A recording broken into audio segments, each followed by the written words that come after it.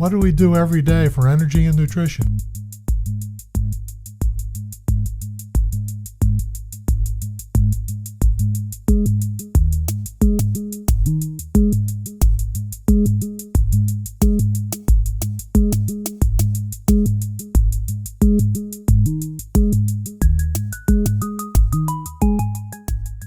Where does this food come from?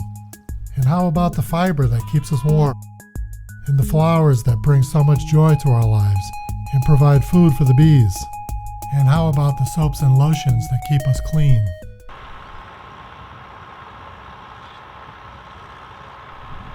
They all come from the farm. Long before the town of Killingly was officially established in 1708, Native Americans cultivated the soil.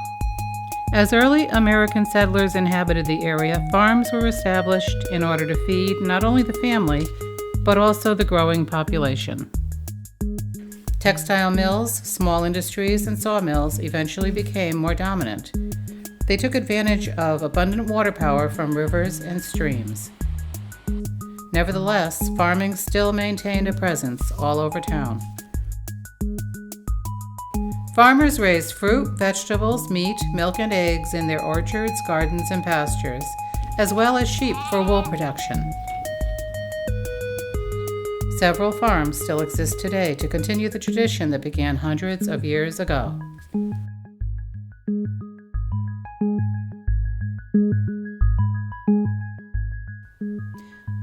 These and other farms are nestled in the hilltops, neighborhoods, and forests of Killingly.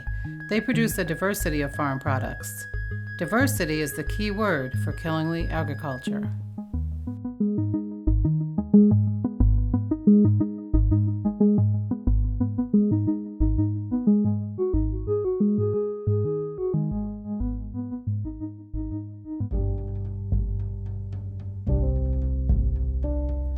When people think of farming, they tend to think first of spring. But for many farms, it all really begins in the cold of winter.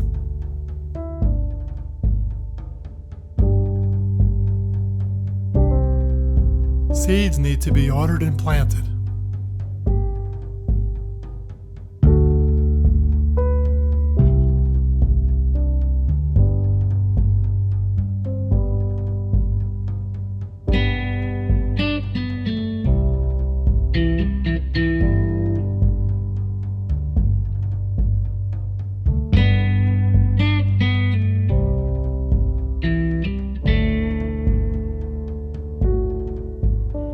Trees and vines are pruned.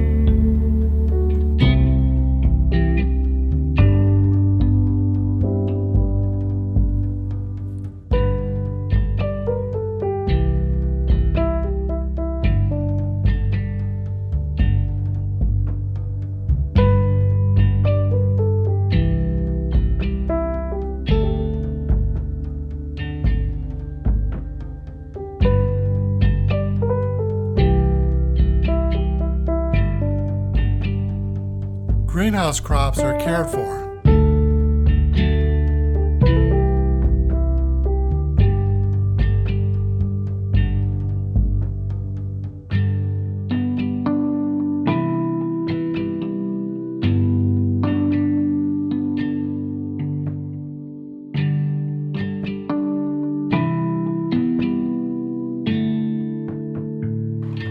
And of course, animals need to be fed no matter what the weather.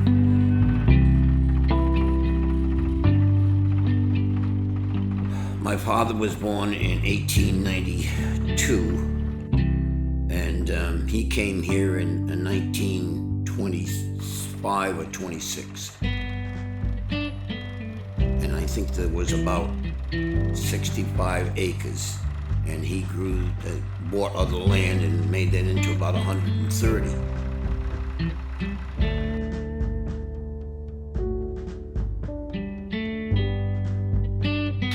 And as the warm weather approaches, trees are tapped for sweet maple syrup.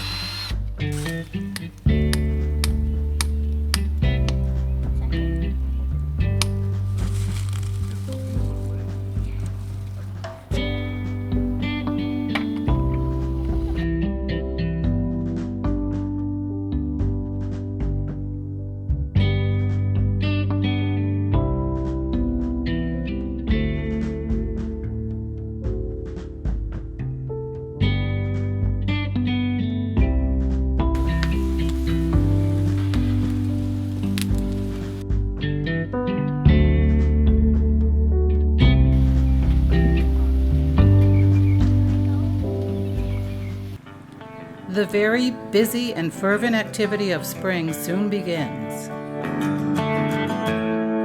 Buds bursting, flowers blooming, and vegetative growth increases with the longer days and extra warmth.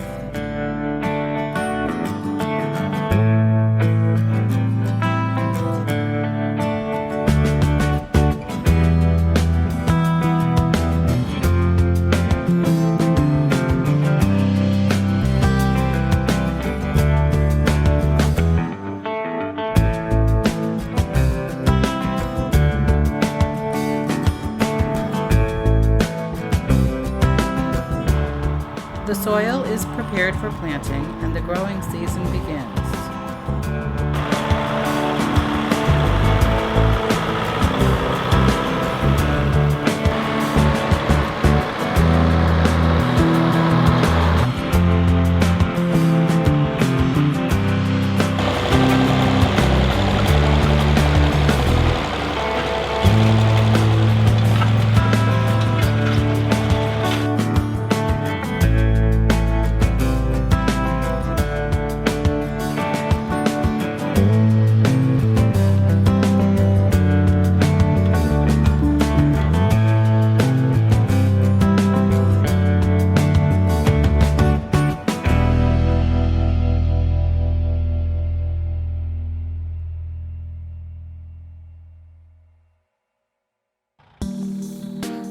Blueberry Hill Organic Farm was started in 2011 when my husband and I bought a 12-acre piece of property in South Killingly with the dream of building a super energy efficient home and developing a farm.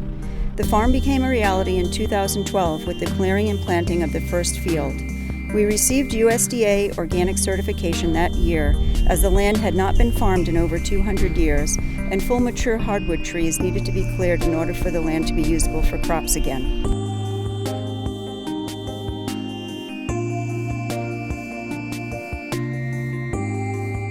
The farm currently produces over 150 varieties of berries, melons, greens, herbs, and vegetables.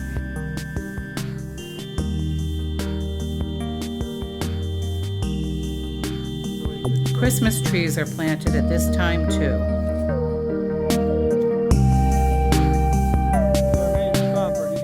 We started growing trees about 15 years ago, really as a community business. We don't advertise sales, but it's fun to see the same customers each year, children growing up.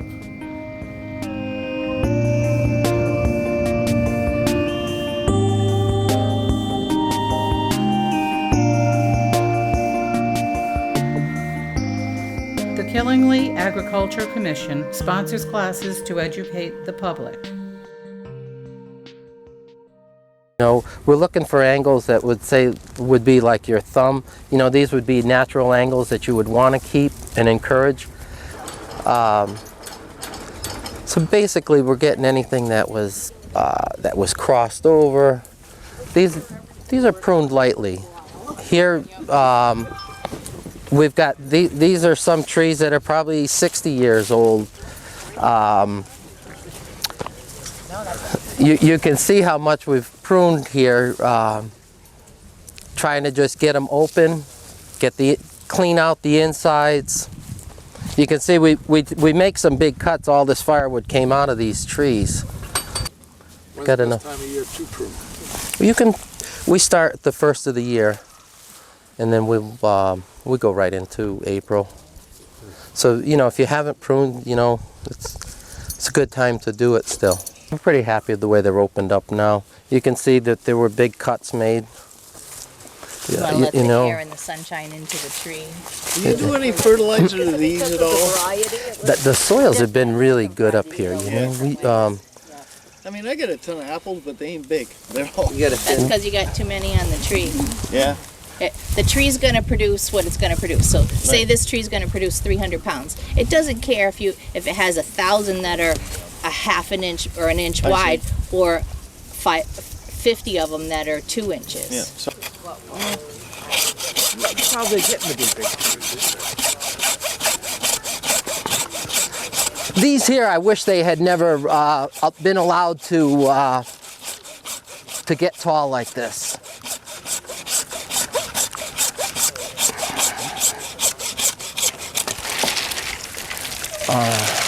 What we're going to try to do is get the height out of these.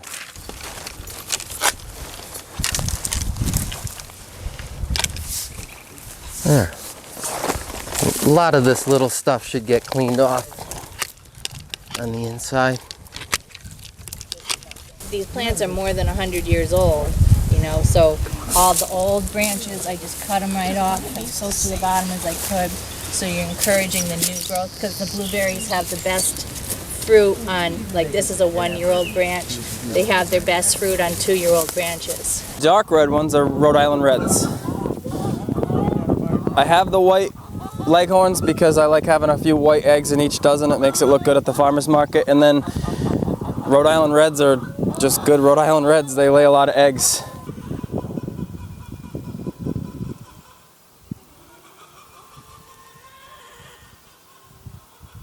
You just take it's called a 90-degree street elbow. And this is online. You know, if you want, I can try to share a YouTube link to it on your emails. But you put the grain in here, and it's waterproof, and they can't scratch it out, most importantly, and waste it, because this is expensive grain. We feed non-GMO grain that we buy from Pennsylvania, and you don't want them wasting it. I mean, you can see there's some waste still on the ground from them, but those buckets are the same thing. And I fill those buckets once a day, so they're eating about 50 pounds of grain a day. All right, so the feeder was about $3. These things are about $5 on Amazon. They're called chicken nipples, and they just come up and peck them, and they get water. And of course, lots and lots of babies are born.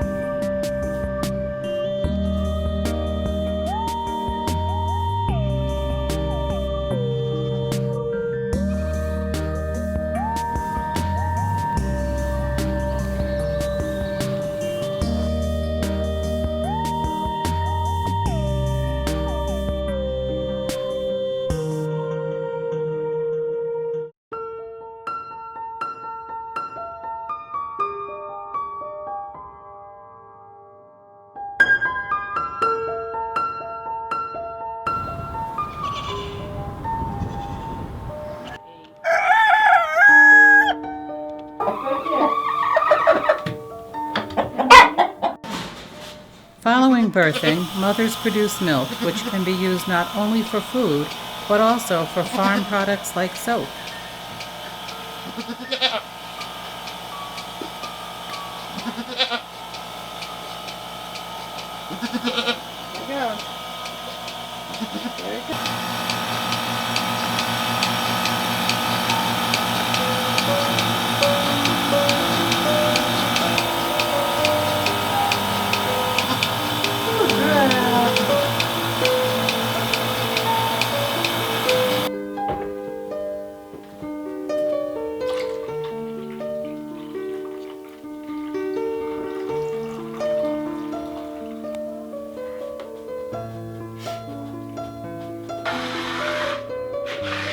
I just kind of drizzle it in there because I tend to add too much. I like honey. The honey is good, it attracts moisture to your skin, so we like to use it.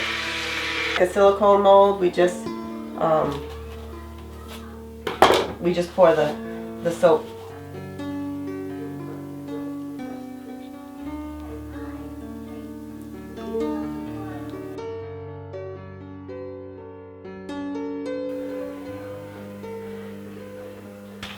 Horses and riders like the springtime too.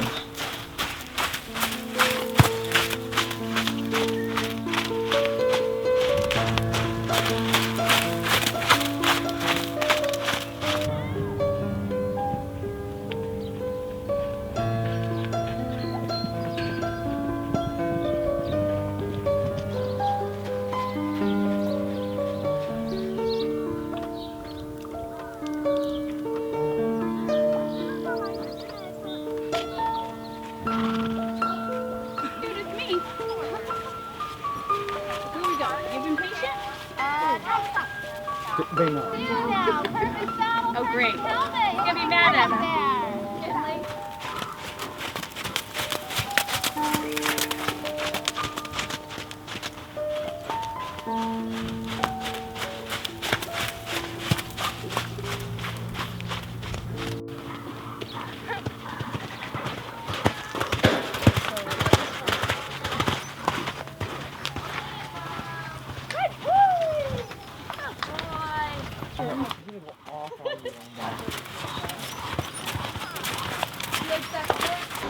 When summer arrives, the longer days, warm temperatures, and abundant sunshine make everything grow. For example, hay is cut and baled to feed the animals.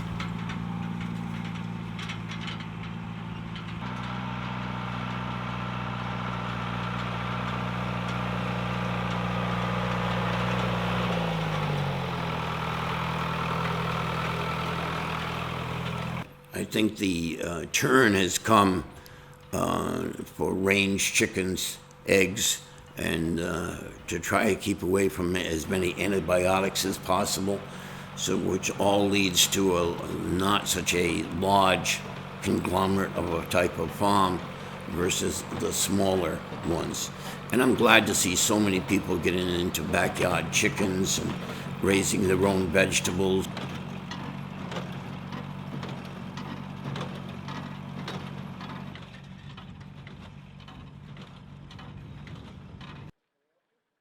Logie's greenhouses were started in 1892 by William D. Logie, my grandfather. And at that time, Danielson was very much of a rural town, and he began the business here on North Street, which was really the countryside of Danielson, in a small greenhouse that had been let go by a cobbler named John Mawes. And my grandfather had trained as a rose grower, and he came to Danielson to start a floral business, particularly growing cut flowers and making floral arrangements, being the local florist. The reason to support local ag is so that agriculture can expand and become not only profitable but viable as a way to make a living and also as an economic resource. In Killingly, local agriculture is generally smaller ag. It's not the big industrial ag that we know of in the West and in other areas of the country. And so these smaller growers, actually, the consumer can actually get to know them at the farmers markets or coming to their stands where they sell. They also tend to be more environmentally sound in terms of the use of pesticides and synthetics, only because they're directly exposed to it. And they also may have that consciousness.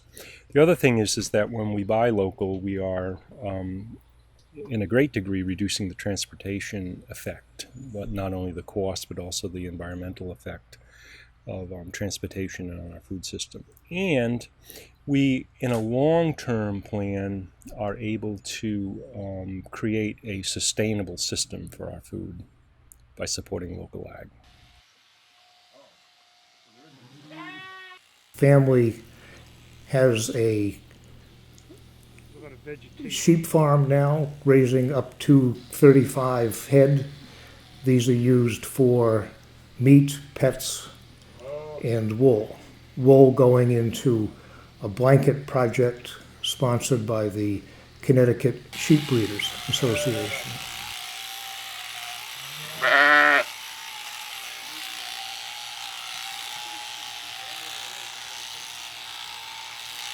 The farm was first purchased in 1818 by my great-great-great-grandfather.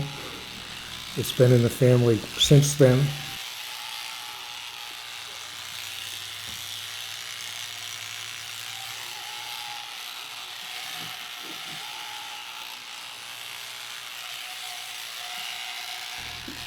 The farm is important to us.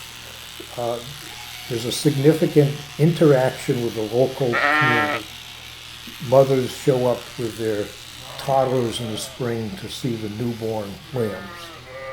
We post a sign with lamb births during the spring.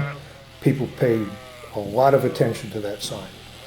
People have wagers on whether there'll be any more lambs this morning when they come. And children love it. If there's a bottle to be fed, they'll want to know what time of day it happens so they can be here to do it.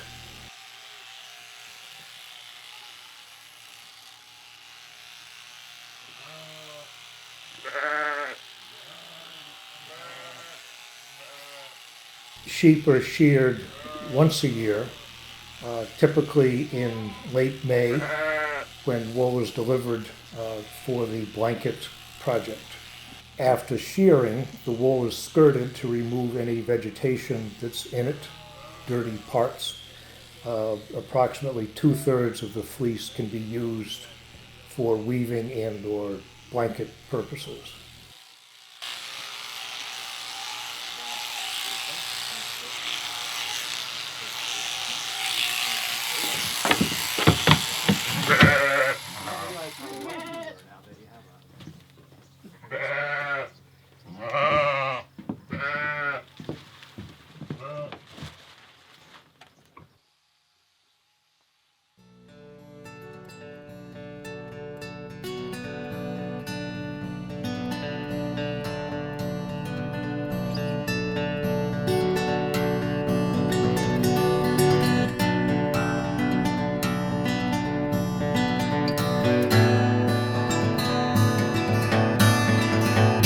Fruit, vegetables, and cut flowers grow rapidly in the summer months, giving farmers the opportunity to sell cash crops at farm stands and farmers markets. Plants and flowers are abundant and growing quickly, both indoors and out. This is our chance to enjoy the colors, fragrance, and bounty of summertime.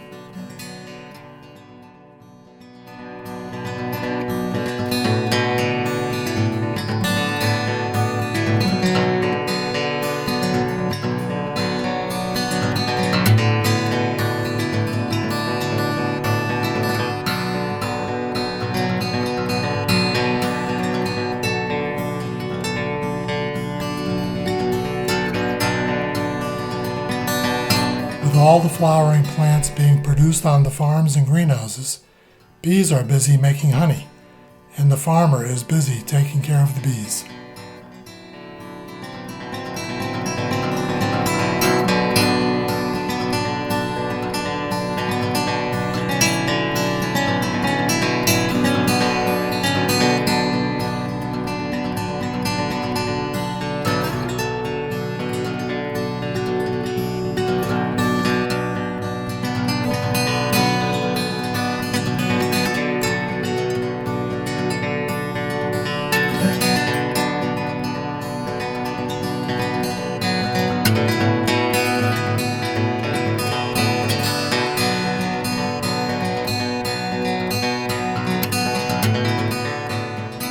When the harvest comes, especially with perishable fruit and vegetables, it is time for the farmer to offer their product to the public. In Killingly, one opportunity is at the farmers market, in operation every summer since 1980.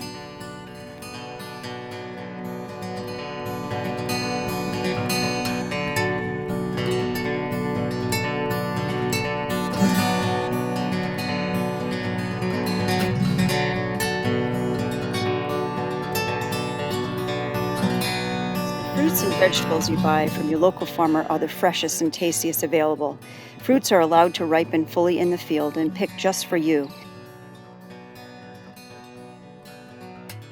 The more we support local farmers who grow food in healthy ways, the more they and their beautiful farmland will flourish. Buying at local markets puts money directly into the pockets of local farmers and craftspeople rather than large industry.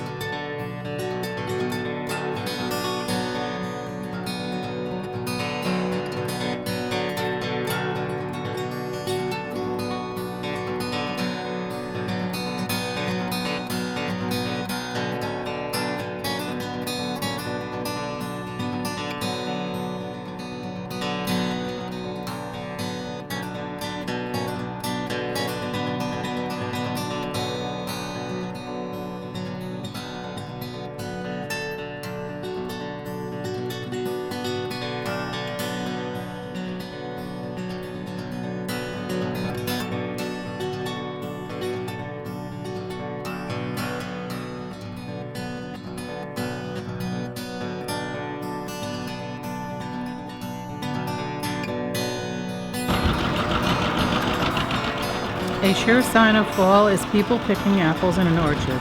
Truly a family and child-friendly experience.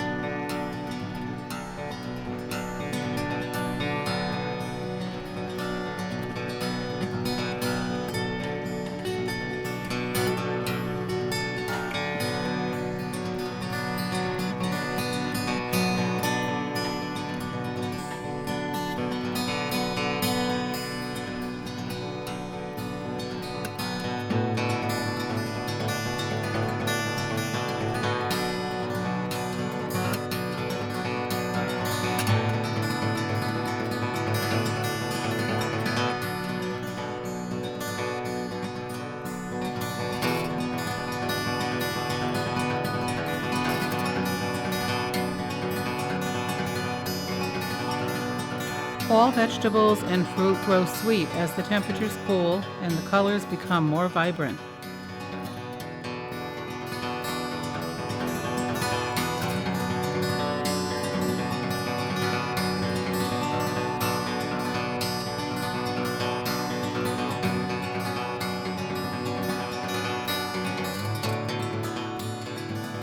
The farmers' abundance, agricultural festivals, and the final farmers' markets will end the season in the glory of the harvest.